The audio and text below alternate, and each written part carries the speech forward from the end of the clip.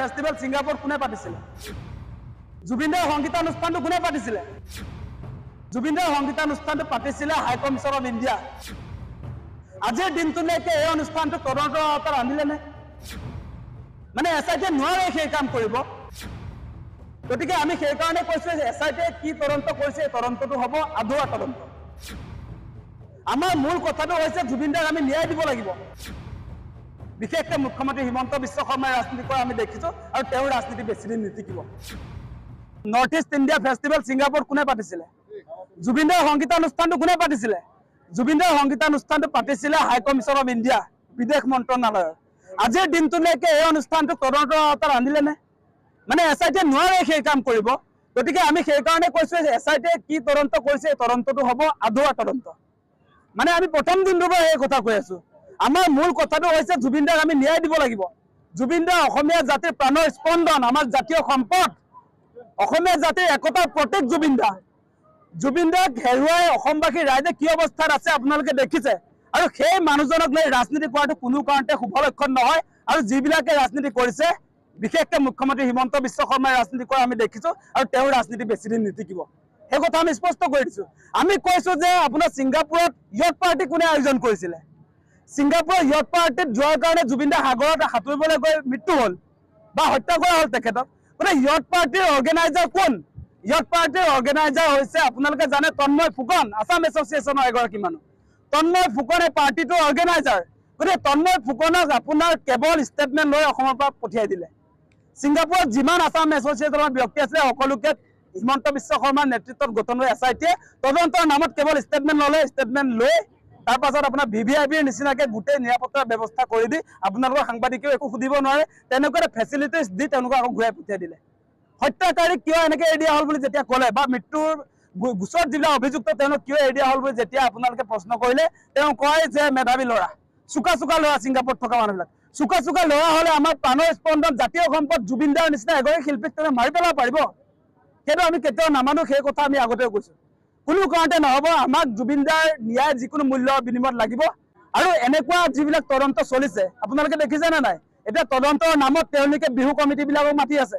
তদন্তৰ নামত বেলতলা কমিটিৰ কি কথা আছে? আপোনাৰ ছিংগাপুৰত হত্যা হৈছে জুবিনদাৰ। ছিংগাপুৰৰ যিবিলাকে পাৰ্টি আয়োজন কৰে তেওঁলোকক এৰি দি এতিয়া আপোনাৰ এই জুবিনদাৰ কাৰণে পুৰি বনোৱা ৰুটি বনোৱা চাহৰ দোকানীজনক যদি আপুনি ষ্টেটমেণ্ট লয় তেতিয়াহে তাৰ উত্তৰ ওলাব নেকি? আপোনালোকে গোটেই কথা বতৰাবিলাক চাওক যে SIT-ও আপোনাৰ এমাহ দুদিনৰ পাছতহে ছিংগাপুৰ গৈ পাইছেগৈ। গতিকে আমাৰ কথাটো অতি স্পষ্ট যে এই যি SIT-ৰ তদন্ত চলিছে সেইটো আমি সুখী নহয়, অসমৰ কোনো মানুহে বিশ্বাস কৰিব নোৱাৰে। গতিকে এই তদন্তটো সেইকাৰণে কৈছিল যে আমি CBIক দিব লাগে। তেওঁলোকে নিদিলে। কাৰ স্বাৰ্থত নিদিলে? কাক বচাবৰ কাৰণে নিদিলে? কোন আছে হিমন্ত বিশ্ব শৰ্মাৰ ঘনিষ্ঠতাত? আমি দেখিছিলোঁ যে শ্যামকানু মহন্ত আচলতে হিমন্ত বিশ্ব শৰ্মাৰ ভাতৃৰ নিচিনাই। আজি শ্যামকানু মহন্তক আচলতে CBI এনকুৱাৰী দিলে মানে তেওঁ ফচিব বা হিমন্ত বিশ্ব শৰ্মা শ্ৰীমতীও ফচিব বুলি ভয় নেকি? কিবা নহয় কিবা গোপন অংক নিশ্চয় আছে। গতিকে আপোনাৰ হত্যাকাৰীক বচাবৰ কাৰণে আপোনাৰ CBI তদন্ত নিদিয়া কথাটো বস্তুটো ওলাই পৰিছে নহয় যে মুখ্যমন্ত্ৰীৰ তাত আচলতে ইনভলভমেণ্টটো আছে। তেওঁ মানুহ মানে এইবিলাক মানুহটোতো হয়। আমি দেখিছোঁ যে BJPত হিমন্ত বিশ্ব শৰ্মাক অনা মানুহবিলাক শ্যামকানু মহন্তৰ ঘৰৰ পৰিয়াল, ভাস্কৰ জ্যোতি মহন্ত, নন্দীগোপাল মহন্ত আপোনালোকে জানে। গতিকে এই কথা বতৰাবিলাক আহিছে। গতিকে কেৱল আপোনাৰ শেখৰ সিদ্ধাৰ্থই নহয়, আমি মূল যিটো কথা কৈছোঁ যে হাই কমিশ্যন অফ ইণ্ডিয়া কিয় আজিৰ দিনটোলৈ তদন্তৰ আওতালৈ অনা নাই, য'ত জুবিনদাই গীত পৰিৱেশন কৰিবলৈ গৈছিলে আৰু তাত যোৱাৰ কাৰণে জুবিনদাৰ মৃত্যু হৈছে।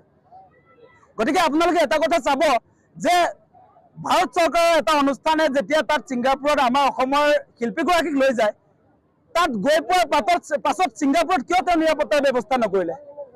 সেই কথা বতৰাবিলাক আহিছে নহয়। আজি অনুষ্ঠানটো আপুনি পাতিব, এই অনুষ্ঠানটোলৈ অহা মানুহজনক যদি আপোনাৰ অনুষ্ঠানটোৱে কোনো ধৰণৰ দায়বদ্ধতা নলয়, তাতে মৰাৰ পাছত তেওঁলোকে ৰেছপনচিবল নহয় বুলি ক'লে এইটো কোনোবাই বিশ্বাস কৰিব নেকি? সেই কথা কেতিয়াও নহ'ব। আমাৰ কথা স্পষ্ট। হত্যাকাৰীক 103 হত্যাকাৰী বুলি যিহেতু কোৱা হৈছে, BNSৰ 103 অধীনত সকলোকে ফাঁচি দিব লাগে, মৃত্যুদণ্ড। মুখ্যমন্ত্ৰীয়ে যিহেতু হত্যা কৰা হৈছিলে বুলি কৈছে আৰু সেইকাৰণে হত্যা কৰাক যদি ফাঁচি দিব লাগে তেনেহ'লে কোনো কালপিট বাচি যাব নোৱাৰিব। কালপিট আমি যিবিলাক দেখি আছোঁ এই তদন্ত প্ৰক্ৰিয়াটোত যে ছিংগাপুৰত থকা মানুহবিলাকো কালপিট, তেওঁলোকো তদন্তৰ আওতাত আহিব লাগে। ফাঁচি এৰি দি এতিয়া আপোনাৰ এই জুবিনদাৰ কাৰণে পুৰি বনোৱা ৰুটি বনোৱা চাহৰ দোকানীজনক যদি আপুনি ষ্টেটমেণ্ট লয় তেতিয়াহে তাৰ উত্তৰ ওলাব নেকি? আপোনালোকে গোটেই কথা বতৰাবিলাক চাওক যে SIT-ও আপোনাৰ এমাহ দুদিনৰ পাছতহে ছিংগাপুৰ গৈ পাইছেগৈ। গতিকে আমাৰ কথাটো অতি স্পষ্ট যে এই যি SIT তদন্ত চলিছে সেইটো আমি সুখী নহয়, অসমৰ কোনো মানুহে বিশ্বাস কৰিব নোৱাৰে। গতিকে এই তদন্তটো সেইকাৰণে কৈছিল যে আমি CBIক দিব লাগে, তেওঁলোকে নিদিলে। কাৰ স্বাৰ্থত নিদিলে? কাক বচাবৰ কাৰণে নিদিলে? কোন আছে হিমন্ত বিশ্ব শৰ্মাৰ ঘনিষ্ঠতাত? আমি দেখিছিলো যে শ্যামকানু মহন্ত আচলতে হিমন্ত বিশ্ব শৰ্মাৰ ভাতৃৰ নিচিনাই। আজি শ্যামকানু মহন্তক আচলতে CBI এনকোয়াৰি দিলে মানে তেওঁ ফচিব বা হিমন্ত বিশ্ব শৰ্মা শ্ৰীমতীও ফচিব বুলি ভয় নেকি? কিবা নহয় কিবা গোপন অংক নিশ্চয় আছে। গতিকে আপোনাৰ হত্যাকাৰীক বচাবৰ কাৰণে আপোনাৰ CBI তদন্ত নিদিয়া কথাটো বস্তুটো ওলাই পৰিছে নহয় যে মুখ্যমন্ত্ৰীৰ তাত আচলতে ইনভলভমেণ্টটো আছে। তেওঁ মানুহ এইবিলাক মানুহটোতো হয়। আমি দেখিছো যে বিজেপিত হিমন্ত বিশ্ব শৰ্মাক অনা মানুহবিলাক শ্যামকানু মহন্তৰ ঘৰৰ পৰিয়াল, ভাস্কৰ জ্যোতি মহন্ত, নন্দীগোপাল মহন্ত আপোনালোকে জানে। গতিকে এই কথা বতৰাবিলাক আহিছে। গতিকে কেৱল আপোনাৰ শেখৰ সিদ্ধাৰ্থই নহয়, আমি মূল যিটো কথা কৈছো যে হাই কমিছন অফ ইণ্ডিয়া কিয় আজিৰ দিনটোলৈ তদন্তৰ আওতালৈ অনা নাই, য'ত জুবিন দাই গীত পৰিৱেশন কৰিবলৈ গৈছিলে আৰু তাত যোৱাৰ কাৰণে জুবিন দাৰ মৃত্যু হৈছে। গতিকে আপোনালোকে এটা কথা চাব যে ভাৰত চৰকাৰৰ এটা অনুষ্ঠানে যেতিয়া তাত ছিংগাপুৰত আমাৰ অসমৰ শিল্পীগৰাকীক লৈ যায়, তাত গৈ পোৱাৰ পাছত ছিংগাপুৰত কিয় তেওঁ নিৰাপত্তাৰ ব্যৱস্থা নকৰিলে? সেই কথা বতৰাবিলাক আহিছে নহয়। আজি অনুষ্ঠানটা আপুনি পাতিব, এই অনুষ্ঠানটোলৈ অহা মানুহজনক যদি আপোনাৰ অনুষ্ঠানটোৱে কোনো ধৰণৰ দায়বদ্ধতা নলয়, তাতে মৰাৰ পাছত তেওঁলোকে ৰেছপনচিবল নহয় বুলি ক'লে এইটো কোনোবাই বিশ্বাস কৰিব নেকি? সেই কথা কেতিয়াও নহ'ব। আমাৰ কথা স্পষ্ট। হত্যাকাৰীক 103 হত্যাকাৰী বুলি যিহেতু কোৱা হৈছে, BNSৰ 103 অধীনত সকলোকে ফাঁচি দিব লাগে, মৃত্যুদণ্ড। মুখ্যমন্ত্ৰীয়ে যিহেতু হত্যা কৰা হৈছিলে বুলি কৈছে, আৰু সেইকাৰণে হত্যা কৰাক যদি ফাঁচি দিব লাগে তেনেহ'লে কোনো কালপিত বাচি যাব নোৱাৰিব। কালপিত আমাৰ